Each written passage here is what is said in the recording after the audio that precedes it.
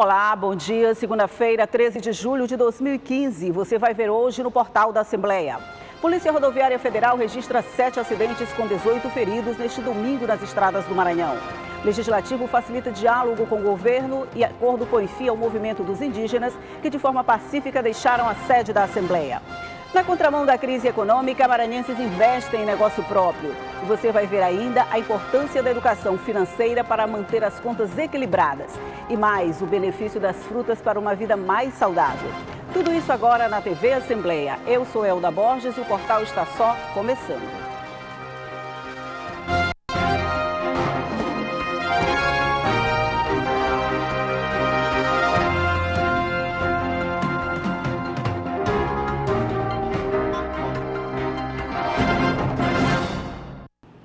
Sete acidentes foram registrados em rodovias federais que cortam o Maranhão nesse domingo. Segundo o relatório da Polícia Rodoviária Federal, foram 18 feridos. Nenhuma morte foi contabilizada pela PRF. As informações foram repassadas pelos CIOPs da Superintendência da Polícia Rodoviária.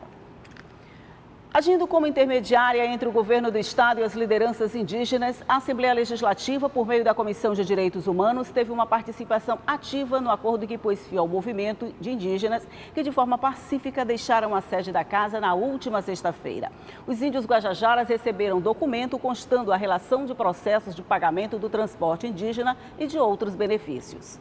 O procurador da República no Maranhão entregou aos deputados Eduardo Braide, Zé Inácio e Wellington do Curso o documento com a proposta do governo do estado, atendendo às reivindicações dos índios que estavam acampados na Assembleia Legislativa desde o dia 7 de julho. Entre os pleitos atendidos está a situação do transporte escolar indígena. Atendendo à reivindicação das comunidades indígenas, nós chegamos ontem na OAB, Ministério Público Federal, Assembleia Legislativa e as lideranças indígenas a um acordo em que fosse disponibilizado publicamente todos os processos de pagamentos do transporte de educação indígena de 2013 e 2014, os que forem indeferidos, que houve irregularidade, que não vai haver o pagamento, aqueles que já existiu o pagamento, porque já foi deferido porque havia uma irregularidade, e aqueles que estão em análise. A comissão seguiu para a galeria, onde um grupo de 25 índios permanecia desde o início da ocupação no Legislativo Estadual. Os deputados entregaram e explicaram o teor do documento, fruto da mediação dos parlamentares junto ao governo do estado. Ter a Assembleia como órgão que intermediou, na verdade, esse acordo, através da Comissão de Direitos Humanos, dos deputados que representam a Comissão de Direitos Humanos, e elencar também os outros atores fundamentais. Primeiro, a disponibilidade, a forma pacífica, a forma ordeira como as lideranças indígenas reivindicaram seus direitos. Na nossa avaliação, foi um acordo histórico em favor do povo indígena e que a Assembleia teve um papel preponderante para que esse acordo ele viesse acontecer, e os indígenas, com toda a luta de reivindicação que tem, nada mais justo do que eles se mobilizarem da forma como estão se mobilizando, mas sair daqui também satisfeito não só com o acordo, mas com o papel desempenhado pela Assembleia Legislativa. Na reunião de ontem ela foi muito produtiva, porque nós conseguimos aglutinar todas as forças para a solução do problema. Então nós tivemos aí a representatividade e a participação da OAB, do Ministério Público Federal, da FUNAI, da Secretaria de Educação, da Secretaria de Articulação Política, representando o governo do estado do Maranhão, e produzimos um documento, que esse documento, na verdade, é a solução dos problemas desse impasse dos índios. A Comissão de Obras e Serviços Públicos da Assembleia Legislativa constatou em Barra do Corda, no fim de semana, a entrega de 2 dos 5 andares de um grande complexo escolar construído com dinheiro público para a instalação de uma universidade particular. A visita especial foi acompanhada pelos deputados Rigo Teles, autor do requerimento, Júnior Verde e Rogério Cafeteira. A comissão percorreu também várias obras de infraestrutura sem execução, como estradas vicinais nas zonas rural e urbana. A reportagem completa sobre a visita da Comissão de Obras à Barra do Corda, você assiste a partir de 1 da tarde no portal da Assembleia, segunda edição. É cada vez mais comum no estado o crescimento no número de pessoas que deixam de ser empregadas para abrirem seu próprio negócio. O sonho de ser empreendedor e trabalhar por conta própria tem motivado muita gente. Maranhenses que no momento estão na contramão da crise econômica. As roupas expostas seguem a tendência da moda. A dona da loja mostra orgulhosa o resultado de anos de trabalho e muita dedicação. A Tâmara entrou no negócio da moda vendendo roupas para amigas. A experiência deu certo, cresceu o número de clientes e assim ela começou a sonhar em ter um local onde pudesse expor as roupas, receber as pessoas, dar conforto, agregar valor ao produto. Dessa forma surgiu a Patrícia Schuss. A loja da Tâmara faz parte de uma estatística animadora.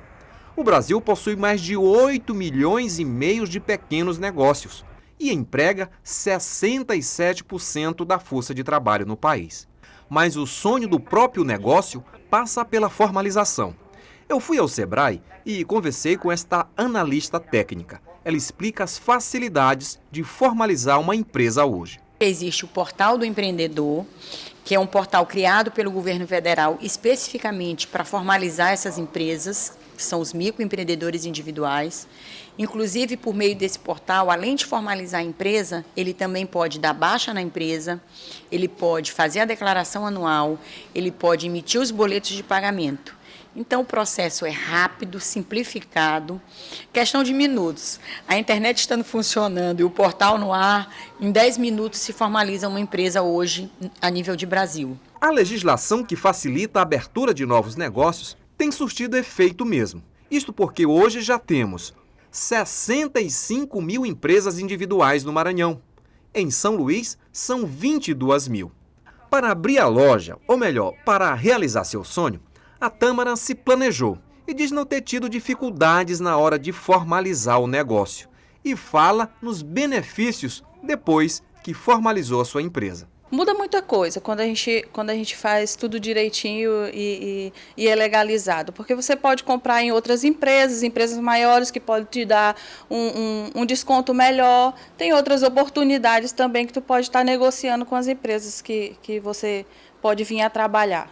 E os incentivos para a formalização são grandes. Só para se ter uma ideia, os pequenos negócios recebem tratamento diferenciado, pagam menos impostos, tem menos burocracia no processo de regulamentação e, com isso, ganham vantagens para disputar um mercado tão competitivo.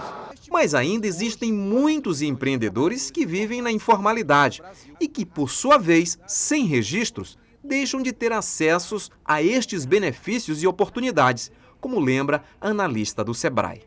Os empresários que trabalham na informalidade, eles não vivem tranquilos. É um fator que eles muito alegam para a gente. O fato de se formalizar, de estar legal, gera uma tranquilidade, né? E a partir do momento que eles se formalizam, o prazer de sair daqui com o CNPJ. Para quem está pensando em ter o próprio negócio e formalizá-lo, buscar ajuda no Sebrae é um caminho. Ou então, acesse o Portal do Empreendedor. O endereço é www.portaldoempreendedor.gov.br.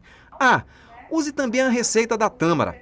Uma boa dose de trabalho com pitadas generosas de dedicação, que assim o sonho do próprio negócio se transforma em sucesso.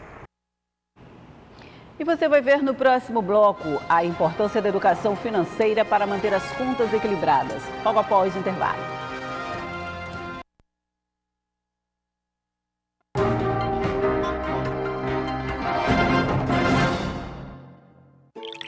Existem muitas causas para uma grande crise.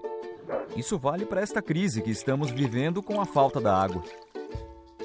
A seca, intensificada pelo aquecimento global, causado principalmente pela queima de combustíveis e pelo desmatamento. O agronegócio, que consome 70% da água com métodos inadequados de irrigação e desperdício de alimentos da produção até o consumo. A estrutura de distribuição, onde um enorme volume de água vaza nas tubulações que a transportam até seu uso final. As indústrias, pelo uso de grande quantidade de água para produzir tudo aquilo que consumimos. O desmatamento causado pela venda ilegal de madeira e para abrir espaço para a produção de carne e agricultura. O desperdício de água em casa, se for usado mais do que o necessário para o bem-estar de todos. Mas qual é a solução? São muitas, e você pode contribuir para várias delas. Porque você não é só o que faz na sua casa, você é também o que escolhe fazer e consumir durante sua vida em todas as suas atividades, não importa onde esteja. A TV Assembleia abraça esta causa.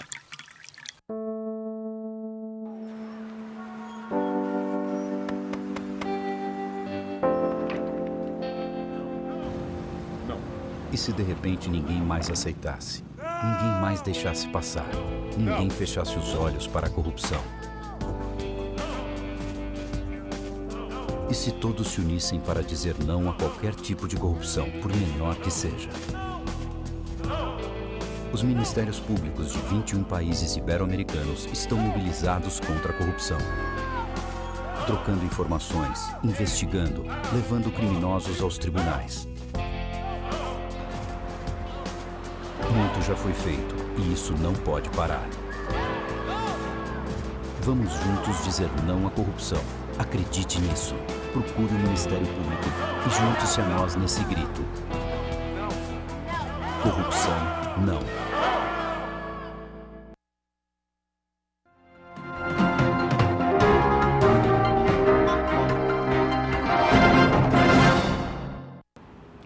A entrevista do portal de hoje é sobre educação financeira. Nesse período de recessão, é cada vez mais difícil manter as contas equilibradas.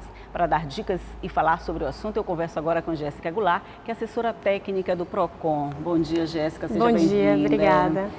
A gente acabou de falar na importância de abrir um próprio negócio nessa época de crise. Em época de crise, a gente pensa também em endividamento. A educação financeira entraria como para aliviar essa situação, Jéssica? Bom dia a todos. Primeiramente, é importante destacar que a educação financeira ela está totalmente ligada ao consumo consciente, tanto de bens quanto de serviços, o que acaba gerando um impacto direto, inclusive no meio ambiente, né? É importante também analisar a situação por 3 aspectos, tanto o avanço tecnológico, quanto a distribuição de renda no nosso país, no nosso estado, e também com relação à crise por qual a gente vem passando. A gente percebe que é inversamente proporcional os 3 aspectos.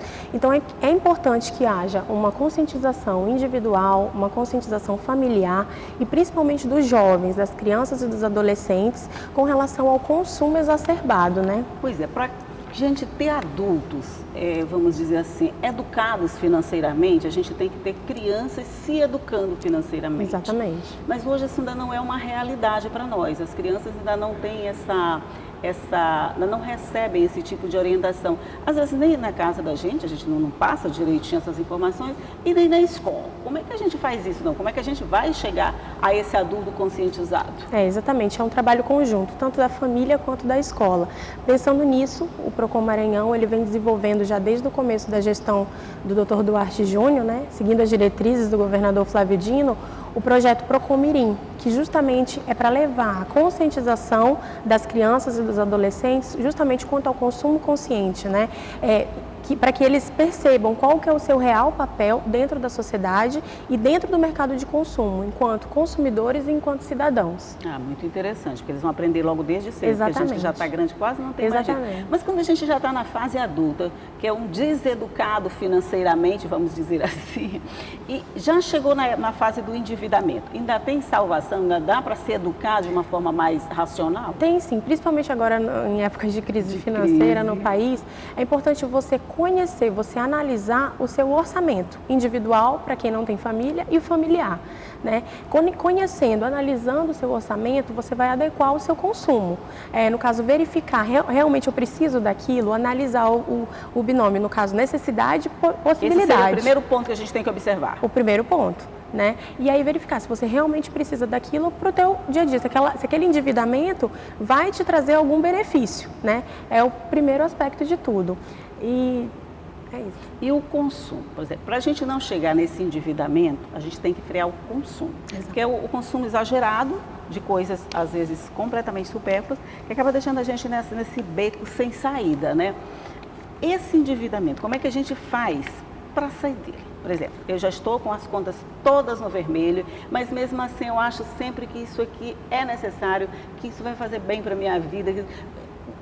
Tem alguma forma da gente se sair dessa teia que eu acho que quanto mais a gente está endividado, mais a gente fica enredado nas dívidas. Sim, isso a gente percebe no caso porque há uma apelação ao consumo, né? O tempo todo você é bombardeado por propagandas, né, que estimulam a consumir cada vez mais. Então, isso parte desde a base que a gente vem falando, vem desde criança, você vai formando o caráter financeiro das crianças e dos adolescentes para que não haja esse problema no futuro. E havendo esse problema, é você se conscientizar realmente que você não pode gastar mais do que você deve, né? As tais planilhas financeiras, elas de alguma forma ajudam a dar esse suporte? Ajudam, porque você consegue visualizar quanto você ganha e quanto você tem para gastar. Investir, de repente, aquele dinheiro que você está investindo de forma errada, você destinar para o que realmente é necessário para você. Você diria que os maranhenses, Jéssica, de uma forma geral, eles têm esse controle, eles são educados financeiramente?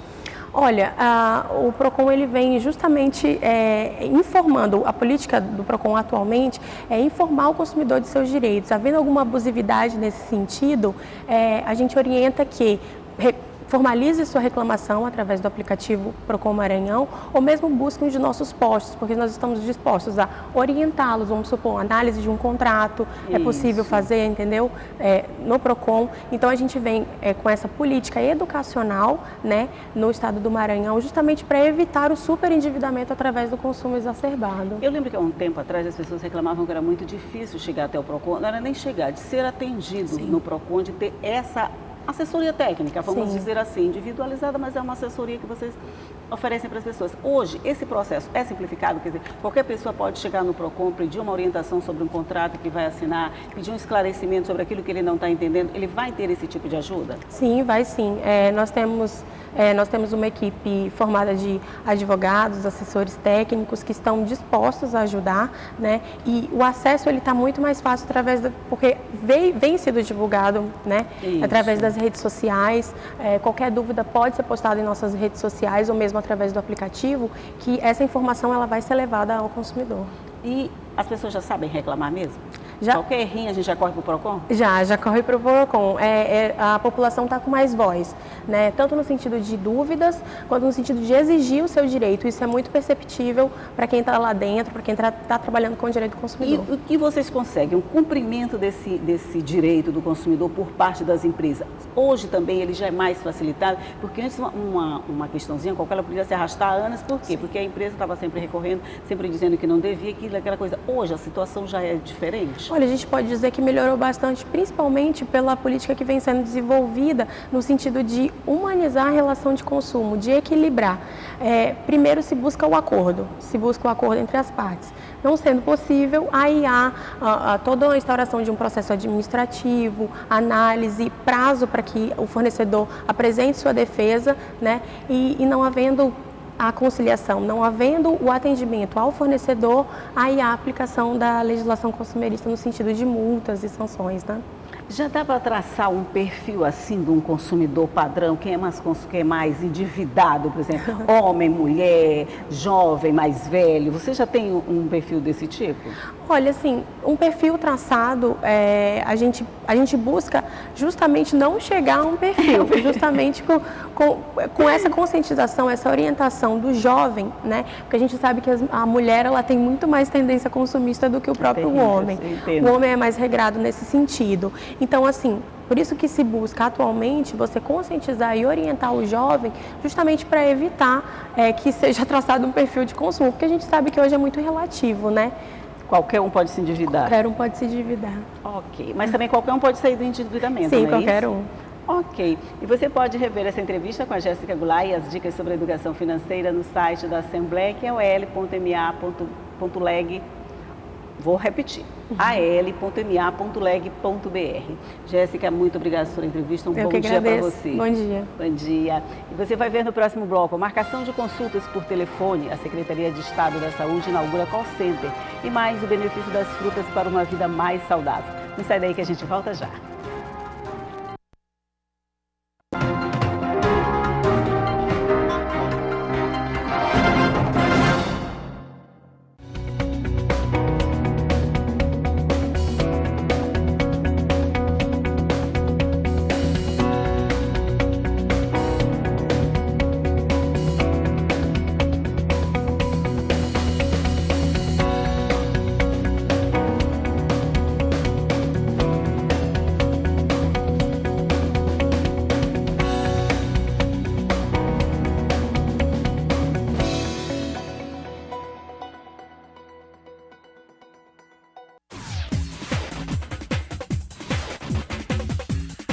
Você sabia que a cobrança indevida de dívida deve ser devolvida em dobro? Está previsto em lei.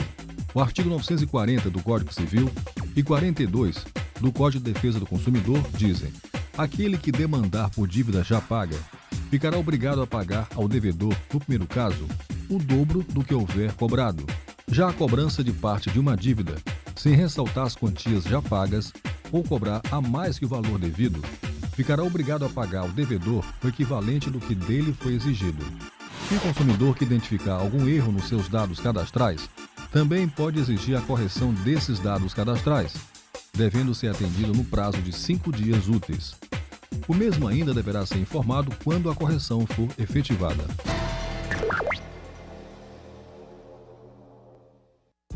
Sabe o que o Carlos, a Silvia e o Robson têm em comum com você?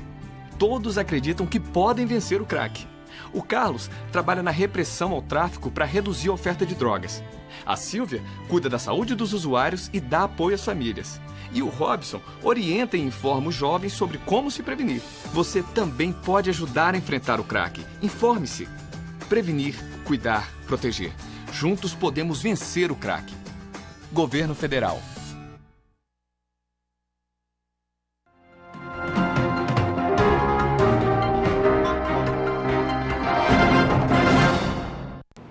A partir de agora, os pacientes terão a comunidade de marcar suas consultas e exames de casa por telefone. A Secretaria de Estado da Saúde inaugurou o call center no Centro de Medicina Especializada, o CEMESP, do bairro de Fátima. A partir de agora, os pacientes que precisarem de atendimento no Centro de Medicina Especializada, que fica no bairro de Fátima, podem fazer o agendamento de consultas e exames por telefone. A expectativa é que o serviço acabe com as filas. Seu José já enfrentou muitas, chegou várias vezes ainda na madrugada para conseguir marcar uma consulta. Às vezes vem de madrugada, vem 3 horas, às vezes eu venho 4 horas lá na minha casa, enfrentando dificuldade para chegar aqui, às vezes fico lá quase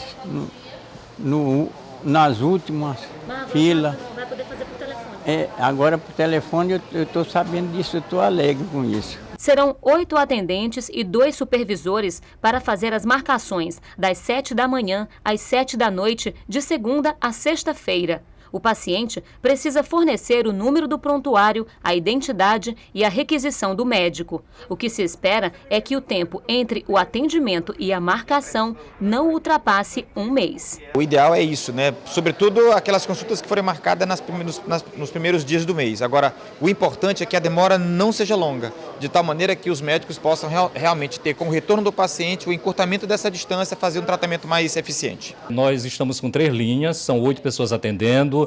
Eu sei que no começo as pessoas vão ficar irritadas porque dizer que as linhas estão ocupadas, mas breve, daqui mais ou menos um mês, nós teremos um 0800.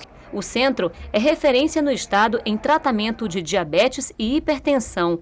Atende a uma média de 6.700 pessoas por mês em mais de 15 especialidades. Poder marcar a consulta de casa vai ser um alívio para muita gente. A gente vinha para cá de madrugada para pegar a vez. Quantas vezes eu passei de 3 meses, às vezes, sem poder conseguir pegar a vez para falar com a médica. Além de saborosas, elas contêm fibras e fitoquímicos que são capazes de reduzir os riscos de diversos tipos de câncer. As frutas trazem incontáveis benefícios para a nossa saúde e bem-estar. É o que você vai ver agora na reportagem de Adria Rodrigues.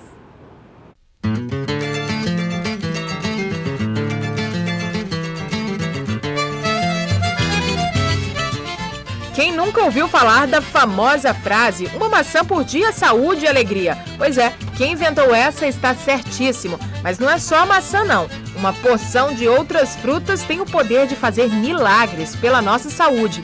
Quem tem o hábito de consumir, está no lucro.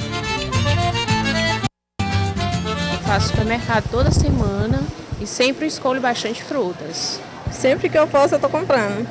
Vou usar na sobremesa. É muito importante, melhor do que qualquer outro doce, entendeu? Porque o doce faz mal para a saúde. Mas por que ingerir frutas todo santo dia é tão importante assim? Quem explica é a nutricionista. As frutas, elas são um alimento assim muito nobre que existe. Por quê? Porque elas são ricas elas hidratam, elas são ricas em água, então elas são hidratantes, elas são ricas em carboidratos, em açúcares, que serve para quê? Para nos dar energia. E principalmente aquela energia pronta, que a gente precisa para aquele momento. Elas são ricas em micronutrientes, como vitaminas e minerais, são ricas em gorduras, algumas são ricas em gorduras boas, são ricas também em fibras, que ajudam o funcionamento melhor do intestino, ajudam a prevenir, reduzir colesterol, reduzir glicemia em função das fibras. Então é um alimento, vamos dizer, tudo de bom para o ser humano.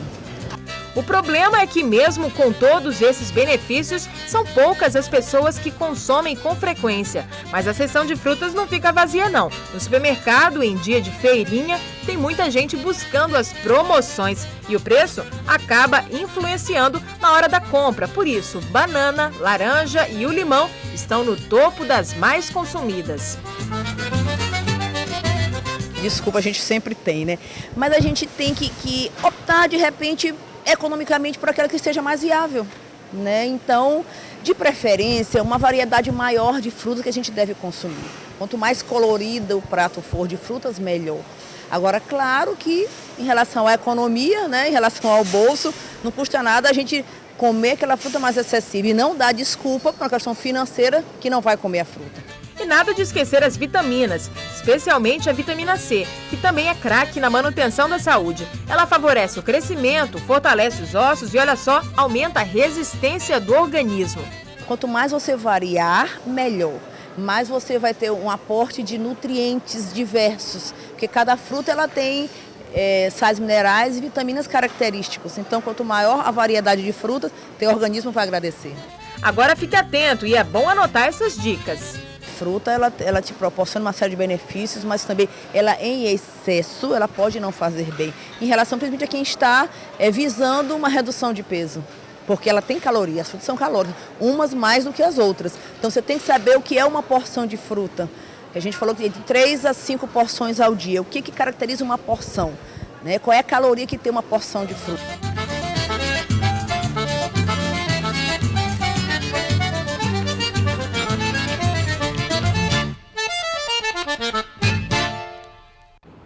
E o portal fica por aqui. Lembrando que a sessão plenária de hoje começa às 4 da tarde, tem transmissão ao vivo da TV Assembleia. Um bom dia para você, uma ótima semana e até amanhã.